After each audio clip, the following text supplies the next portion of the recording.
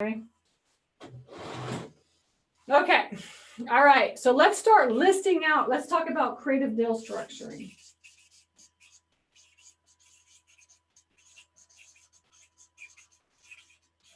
All right. I want to list out all the different ways that you can structure deals creatively. Can you guys in the chat list out anything that you can think of? And I'll come up with some as well too. I'm going to come up with the ones that you're not going to think of. Okay. And I'm going to write those down. All right. First of all, creative deal structuring.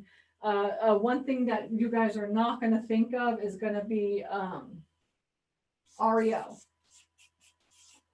What's an REO? These are all like properties that are going to be going through foreclosure. So you can say foreclosures, right? But structuring REO is a whole different way of structuring deals than structuring like regular properties, right? So I'm going to tell you, this is going to be coming to fruition, especially over the next couple of years. And HUD homes, which is kind of actually like, it's creative deal structuring, but it's also a strategy. Okay. So we're going to kind of go over that as well too. That's why I wanted to bring these up. So you're going to be seeing a lot of HUD homes, short sales, REOs, and then home paths. Anybody else can think of anything like this? This is kind of all like, these are all kind of like foreclosures, but creative ways to structure or handle or purchase foreclosures. Okay. You will be seeing over the course of the next 6 months, you will be seeing like REOs, home path, HUD homes. Like back in the day when I first started 10 years ago, when we were coming out of like the bubble in 2010, like every house for sale was a HUD home, REO, short sale, home path. Like everything that I was buying, that's what I was buying. All right. So I'm going to tell you, just be on the lookout on these types of homes, because you will start seeing these over and over and over again. And these are ones where this one here, like HUD home, you can't bid only owners. I'm sorry, what's it called? Not absentee owner, but only like actual buyers that are going to live in the homes. Those, they will be able to bid for the first 30 days. And then after 30 days, then investors can come and bid. All right. And these are really great buys. The only thing is that, you have to have financing for them. You can't, you can either cash or financing, but it's not like you can go in and do like owner financing or anything like that. It's just like typical lender financing. Okay. But I just wanted to point out that you're going to start seeing HUD homes increase. And actually, I would just start looking at them now, honestly, because who knows what's going on. Has anybody looked up HUD homes in the last month or couple months? I can guarantee you more and more and more houses are coming up in HUD homes. So I would Google that and then I would start looking. Now the only thing about HUD homes is that you need a HUD certified realtor to put offers in for you. Okay. So make sure that you find a HUD certified realtor. Okay.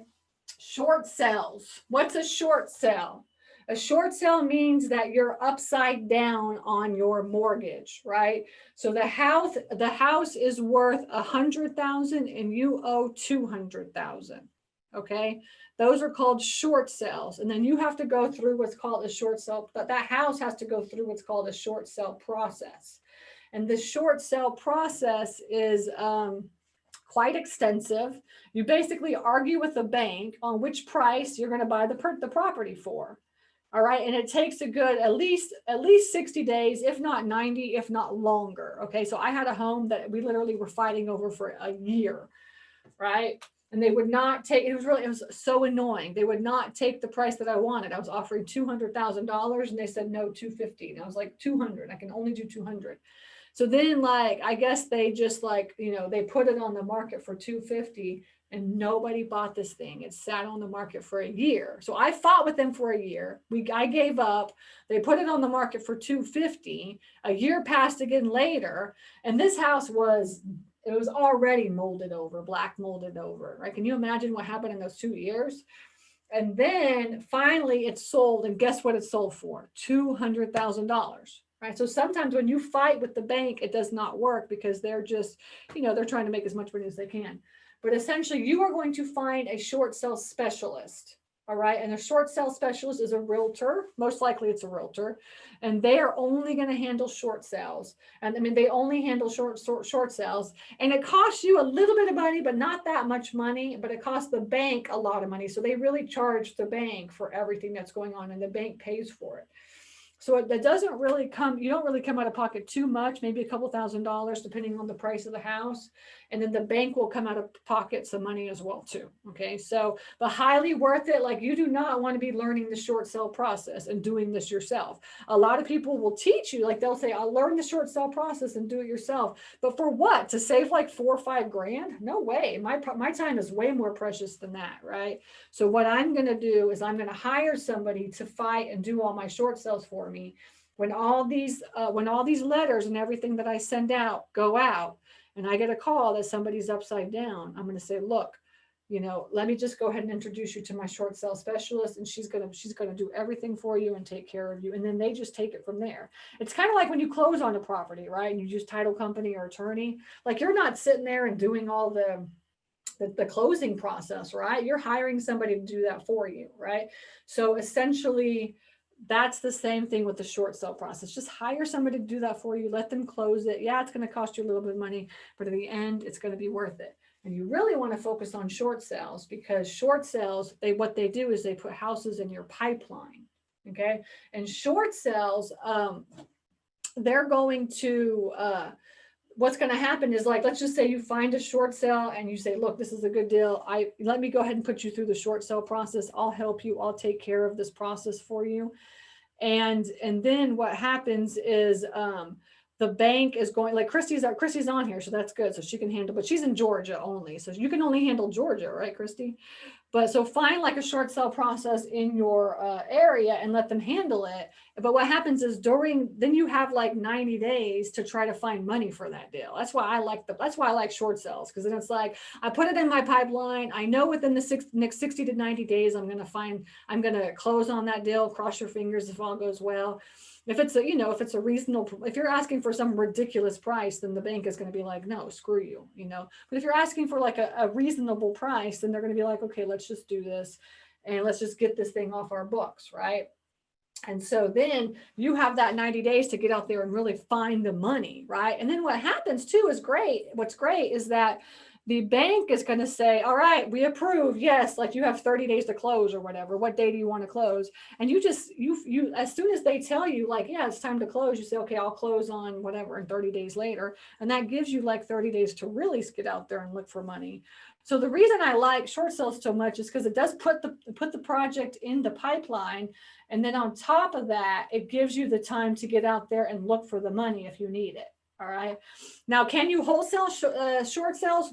You can wholesale them if you buy it first and then you resell it. So yes, you can wholesale them, but you have to buy the property, and you can't do like transaction engineering or anything like that. Essentially, you got to like buy it. And then after that, hold on to it. And then actually, Christy can tell, is there like a certain amount of period that you have to hold a house for before you can short sell it? Because I remember at one point there was some period, but I can't remember. Anyways, if that makes sense, let me know. If you're confused, let me know, okay? But essentially, short sales, you will be hearing more and more and more about short sales. So highly recommend start maybe, I don't know, watching videos on the short sale process. And then what's going to happen is when you have a seller come across your plate, that's like, yeah, I owe 150,000 and it's only worth 100,000, or something like this. Or sorry, I owe 100,000 and it's worth, or whatever, whatever it is. So it's always upside down, right? The worth is always more than what you owe. Sorry, less than what you owe. Okay. So that's kind of how that works. Okay. And I love me some short sales. I've made the most amount of money I've ever made on deals is from probate and short sales. All right. And storage facilities.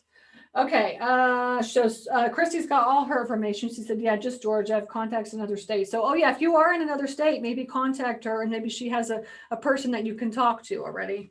All right, from the other states. Okay, cool. And then another thing you're going to start seeing a lot of is home path, right? Home path, I think you got to put like 10 grand down is what you have to do, like home path.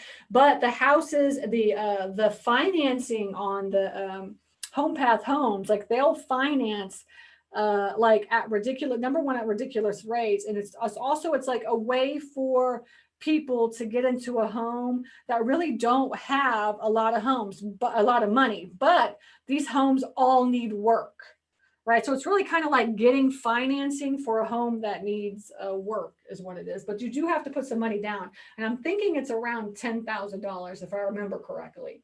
I haven't done a home path in man, a long time.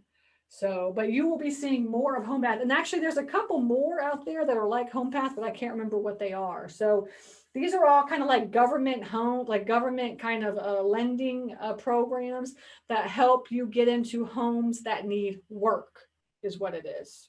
Okay. Okay, so this, any questions on those? All right. Let's see. Okay, good.